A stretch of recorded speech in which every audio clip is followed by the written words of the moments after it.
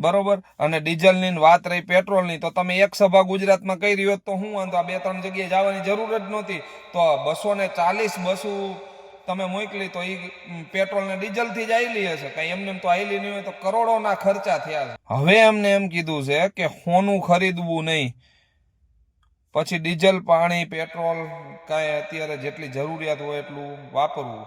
સારી વાત છે, સાચી વાત છે કે યુદ્ધનું અત્યારે હાલે છે એટલે કદાચ છે ને અછત વર્તાય. અત્યારે હાલ તો કોઈ અછત નથી.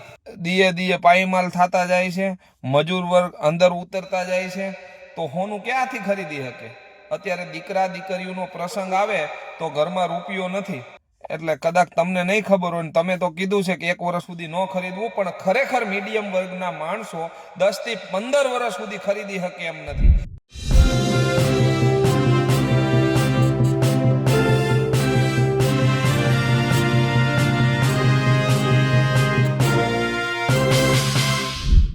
વડાપ્રધાન નરેન્દ્ર મોદી લાગે છે કરકસરની વાત કરીને ભૂલી ગયા, કારણ કે તેમના છેલ્લા એક અઠવાડિયાની વાત કરીએ તો 30 થી વધારે સભાઓ, કરોડ રૂપિયાનો ખર્ચો લોકો જોઈ રહ્યા છે, ભવ્ય આયોજનો અને પછી કરકસરની વાતો.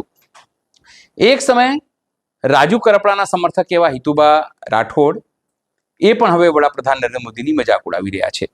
તેઓ કહી રહ્યા છે કે વડાપ્રધાન નરેન્દ્ર મોદીએ લોકોને કીધું કે લાઇટ બંધ કરો તો લોકોએ લાઇટ બંધ કર્યું, લોકોને કીધું કે ટોર્ચ ચાલુ કરો તો લોકોએ ટોર્ચ ચાલુ કર્યું, લોકોને કીધું કે તાળી વગાડો લોકોએ તમામ કર્યું. હવે તેઓ લોકોને કરકસર કરવાની વાત કરી રહ્યા છે, જ્યારે પોતે કરકસર કરવામાં તેઓ માનતા નથી, ભવ્ય ઉજવણીઓમાં માને છે, તો પછી તેમની વાત કોણ માને? નમસ્કાર, હું છું ચિંતામણી પુત્ર અનિલ પટેલ. સ્વાગત છે આપનો અમારા કાર્યક્રમમાં. આવો સાંભળીએ હિતુભા રાઠોડ જે છે તે વડાપ્રધાન નરેન્દ્ર મોદી સુફિયાણી વાતો પર શું કહી રહ્યા છે.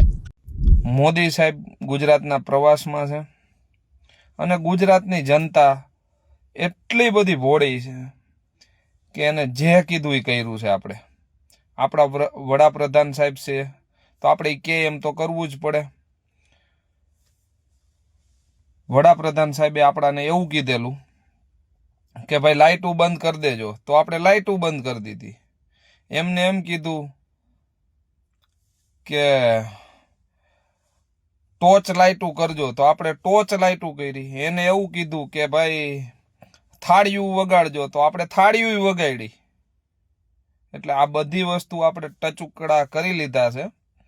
હવે એમને એમ કીધું છે કે સોનું ખરીદવું નહીં, પછી ડીઝલ પાણી પેટ્રોલ કાંઈ અત્યારે જેટલી જરૂરિયાત હોય એટલું વાપરવું.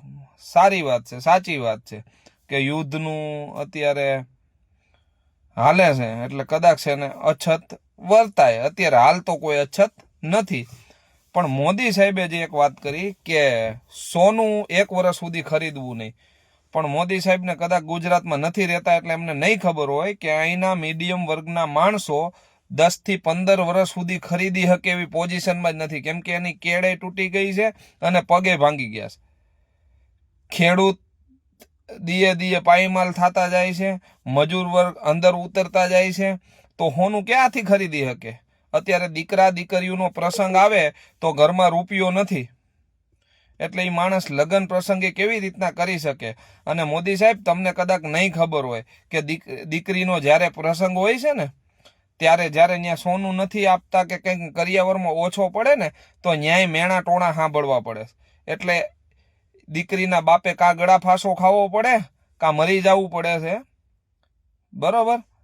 એટલે કદાચ તમને નહીં ખબર હોય, તમે તો કીધું છે કે 1 વર્ષ સુધી ન ખરીદવું, પણ ખરેખર મીડિયમ વર્ગના માણસો 10 થી 15 વર્ષ સુધી ખરીદી શકે એમ નથી. એ પોઝિશનમાં નથી, કેમ કે માથે દેણા થઈ ગયા છે, માથે લોનું ચાલુ છે, અમુકને હોમ લોનું ચાલુ છે, અમુકને બાઇકની લોનું ચાલુ છે, અમુકને 4 વ્હીલરની લોનું ચાલુ છે. એટલે એ આર્થિક રીતે ભાંગી ગયેલા છે. એટલે ઉપાધિ કરતા નહીં. એક પણ તમ તારે 1 વર્ષ નહીં, 10-15 વર્ષ સુધી મીડિયમ વર્ગના માણસો ખરીદી શકે એમ જ નથી.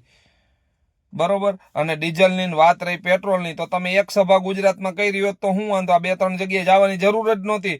તો 240 બસો તમે મોકલી તો એ પેટ્રોલ ને ડીઝલ થી જ આવેલી હશે, કઈ એમને તો આવેલી નહીં હોય તો કરોડોના ખર્ચા થયા છે.